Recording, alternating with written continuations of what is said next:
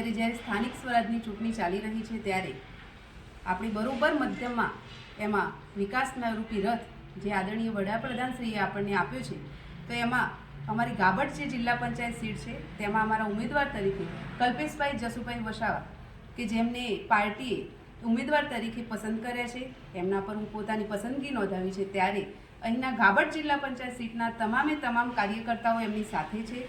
અદના આદમીની પણ જ્યારે ભારતીય જનતા પાર્ટી ચિંતા કરતી હોય તેનું આ એક તાદર્શ ઉદાહરણ આપણે જોઈ શકીએ છીએ કે એક આપણો જે ભાઈ કહેવાય કે જે ભારતીય જનતા પાર્ટી આપણને ઉમેદવાર તરીકે આપ્યું છે, એના માટે સૌ કાર્યકર્તાઓ અહીંયા તૈયાર છે।